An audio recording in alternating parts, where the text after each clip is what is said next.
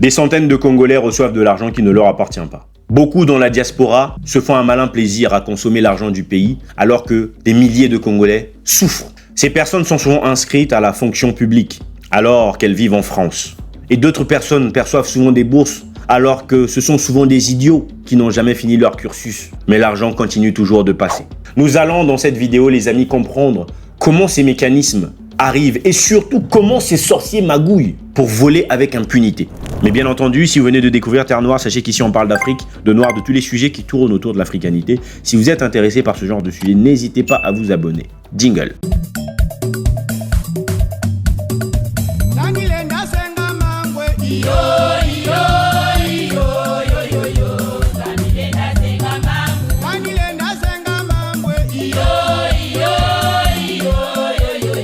Alors, des centaines de personnes reçoivent de l'argent venant du Congo, c'est une évidence. Pour comprendre tout ça, nous allons déjà analyser les chiffres concernant la diaspora congolaise, parce qu'il est important de comprendre les chiffres concernant la diaspora congolaise. Vous connaissez votre pays en termes de data, hein? Nous sommes là.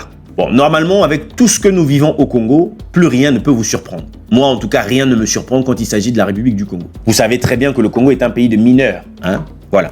Le Congo n'est pas un pays de mineurs parce que les Congolais sont des spécialistes dans les mines. Hein. Non, non, non, non. Le Congo est un pays de mineurs parce que le travail, l'équivalent du travail effectué au Congo, s'apparenterait à du travail d'un enfant de 10 ans en Chine. Donc, nous sommes un pays de mineurs. Voilà. Nous faisons du travail, d'une réflexion d'un enfant de 10 ans en Chine ou en Corée du Sud. Venons d'abord sur les statistiques. Selon le DIF, donc le DIF qui est un programme de l'Union européenne qui aide les diasporas et leurs pays d'origine à se développer ensemble en fournissant expertise, formation et subventions pour des projets. Selon le DIF, aujourd'hui, il y a plus de 230 000 Congolais à l'étranger, dont à peu près 45% se trouvent en Europe. Hein, donc vous remarquerez que la plupart sont en France d'ailleurs. Alors, ce sont des chiffres de 2024, hein, selon les données l'UNDESA. L'UNDESA, c'est le département, si vous voulez, le département des affaires économiques des Nations Unies, quoi. Vous avez tous les liens dans la description, donc vous pourrez regarder toutes les statistiques que nous avons consultées. Voilà, dans la description, vous avez tout. Vous aurez remarqué, les amis, on parle de voilà, près de 100 000 Congolais en France. Et bien entendu, là, on ne parle pas des enfants qui sont nés en France. Hein, on parle vraiment des gens qui ont quitté le pays, qui sont venus. C'est ça aussi la différence. Dans le même temps, lorsque je décide d'aller regarder un peu le site de l'ambassade de la République du Congo, puisque pour connaître un peu les statistiques de notre population, on a quand même aujourd'hui l'ambassade de la République du Congo qui peut nous donner des informations. Ben, je suis stupéfait. Je suis stupéfait. Parce que devinez quel chiffre je trouve sur le site de l'ambassade de la République du Congo. On me parle de 35 000 Congolais. Je me dis, comment est-ce qu'on peut avoir un écart aussi considérable? 35 000 Congolais en France. Cette affaire ne me paraît pas claire. Vous avez le lien dans la description aussi, même si vous avez l'image devant vous, hein, vous pourrez vous-même le voir. Comment est-ce qu'on peut dire que c'est une question de 35 000 Congolais? Ce n'est pas possible. Ce n'est pas grave. Le Congo, c'est le trucage. Cette réalité va nous permettre de comprendre à quel point les problèmes de chiffres qu'on vient de voir se retrouvent partout. Il y a un grand problème d'amateurisme en République du Congo. Et on a l'impression que les chiffres sont souvent donnés sans mesure. On dirait que les gens le font comme ça, là, à la va-vite. Mais bon, c'est pas très grave. Hein. Et parfois, on peut avoir des chiffres venant d'une même source, semble-t-il, mais où il y a quand même des différences. Bon, on a du mal à comprendre, mais c'est la réalité du Congo encore une fois de plus. Vous avez par exemple le site de Adiac qui nous parle aussi du dernier décompte. Hein. Selon Adiac, je rappelle, le dernier décompte de l'ambassade. Ça veut dire que Adiac a pour source l'ambassade de la République du Congo. On nous parle de 50 000 Congolais en France. Alors que sur le site même de l'ambassade, il est écrit 35 000. Je ne sais pas comment c'est possible.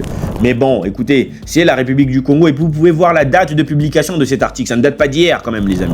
En partant de ce postulat, on peut déjà déduire qu'il va y avoir des problèmes certainement dans les statistiques, on va voir.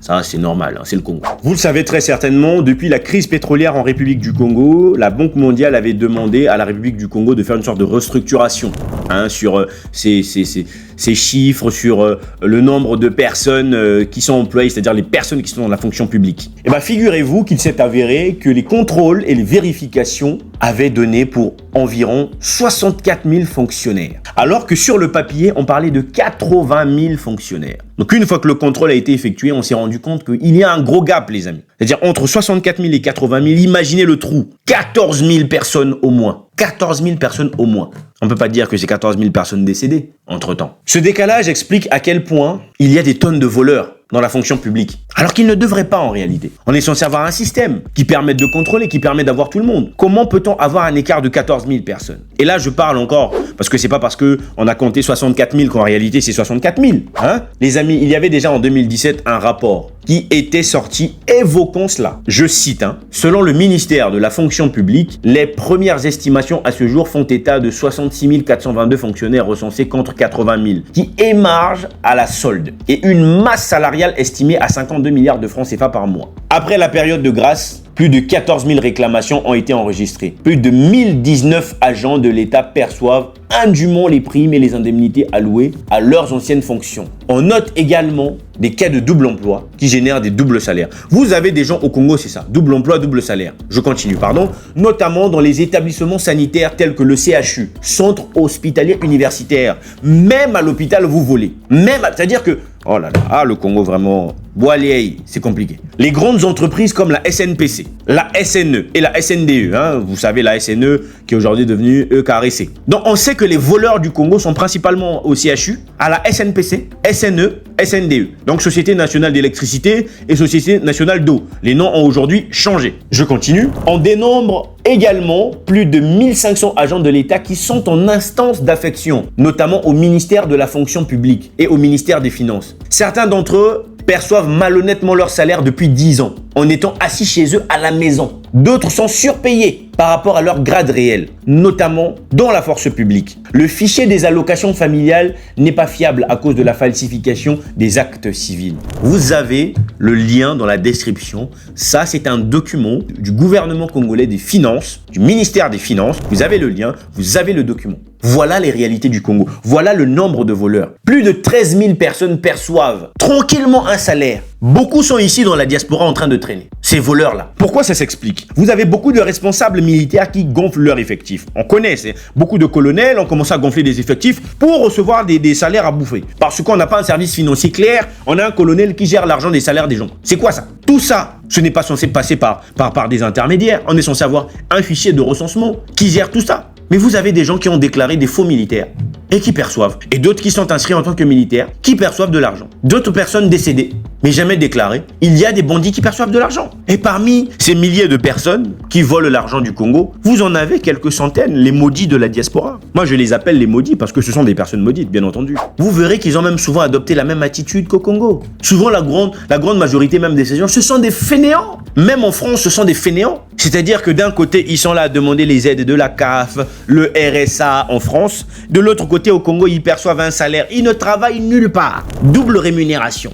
Ils sont bien payés, traînent seulement sur les réseaux sociaux. Mais je tiens à vous dire quelque chose. Votre malédiction vous suivra à vie. Vous devez le savoir. Parce que vous êtes déjà d'office maudit. Vous ne ferez rien de bon avec cet argent. C'est un fait. La preuve en est, vous n'avez rien construit dans votre vie. Rien de bon. C'est d'ailleurs à cause de toutes ces raisons que vous n'êtes jamais stable dans la diaspora, puisque vous ne connaissez que le vol. Vous prenez des places d'autres personnes. Le Congo peine à se lever à cause de vous, à cause des voleurs comme vous. Déjà, les fonctionnaires qui sont fainéants au Congo, ou au lieu de travailler aux heures normales, mais bon, au Congo, vraiment les gens travaillent 3 heures maximum. Le reste du temps, soit ils ne sont pas là, soit ils blablatent. Je parle de la fonction publique, bien sûr. Et vous venez encore voler cette partie d'argent sans travailler. Mesdames et messieurs, voilà qui sont les Congolais dans la diaspora. Des voleurs. Une bonne partie des voleurs, en tout cas de la République. Une bonne partie de ces Congolais perçoivent de l'argent. Les statistiques sont là. Et comme je vous l'ai dit dès le départ, je suis presque sûr que le chiffre est encore plus grand. Mais je ne vais pas m'avancer sur cet aspect-là.